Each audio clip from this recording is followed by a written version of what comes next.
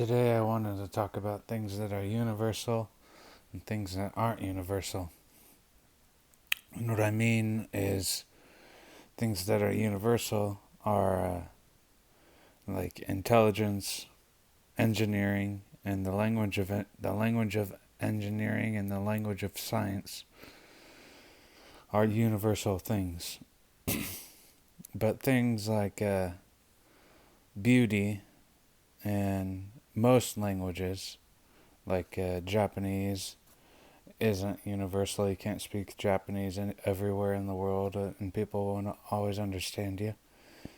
You can't speak English everywhere in the world. Not everyone will always understand you. And the environment itself is different. It's the environment is not universal. It's different. The environment is different depending on where you are. So let's get further into that. One thing that I was saying that I think is universal is intellect. Um, the reason I think intelligence is universal is because um, if you have knowledge, you can most likely share it no matter where you are. If you're an intelligent person or somebody that has a lot of knowledge on a subject or profession, a lot of knowledge about a profession, like say you're a math teacher, then your intelligence in the area of math is universal. And it goes with just about any profession. But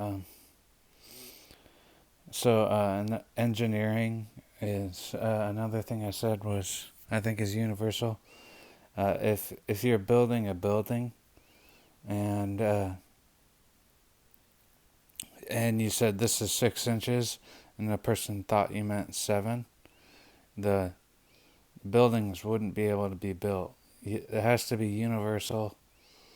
Otherwise, there has to be a universal language when it comes to engineering and building things. Otherwise, you can have a lot of problems. So, just that in itself, engineering is a language that's universal, and the language of science is universal as well. Uh, Scientific inquiry and different things that scientists use are the same all around the world. If somebody has a hypothesis, then anybody in any country can try to talk about the same thing in the same matter. Like if somebody had a cure for cancer, the scientific inquiry would be the same around the board. No matter what language, it would be the same thing. I could be wrong. I'm not I'm not entirely. I'm not like a professor or anything. These are just things that I believe. And then things that I most definitely believe in is that beauty and most languages and environment itself is subject to interpretation. Beauty is in the eye of the beholder, as you might say. Sounds kind of cliche, but you're taught beauty from a young age, and you're taught what you think is attractive and what isn't attractive. And certain things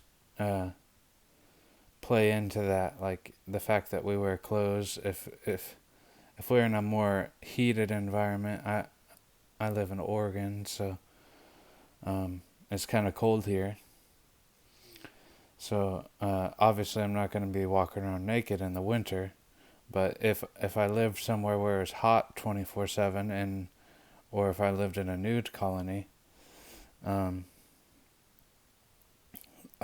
if I was raised in a place like that, I wouldn't have an obsession with private parts. If it was normal, then or if it's not hidden, then it's not as precious. Since I myself am a boob and butt person, and that's just because I don't get to see that very often. I have to go on the internet and look at it if I want to see it most of the time. So and beauty is taught, and it's part of the environment, and it's not the same all around the world. And most languages are subject to interpretation. That's why there's, um, you know, people say, "Oh, Jesus said this. No, he meant that. No, you're both wrong. He meant this." So then you have, all the different types of Bibles and different interpretations, because you write something down, it's subject to interpretation. So our language is not universal most of the time. And one of the last things I wanted to talk about is our emotions aren't even universal. Like old samurais used to teach each other to show no emotion.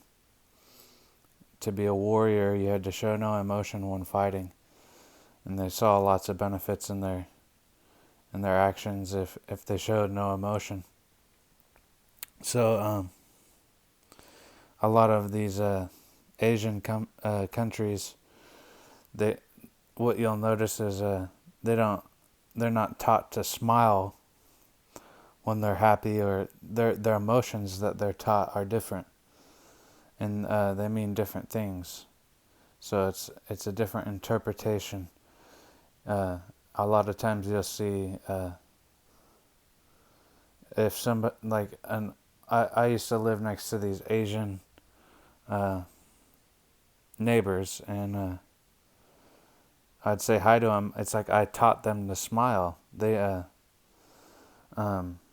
I'd say hi and I'd smile, and it just became second nature. Pretty soon, they caught on that that smiling meant you're happy, but they weren't taught that at a young age. So even the emotion that came from the happiness of just saying hi and smiling is a lot different. So even I would argue that emotions aren't even the same all around the board, and that you're taught different emotions at a younger age too. So let me know some things that you think are universal. If you like the video, leave a thumbs up.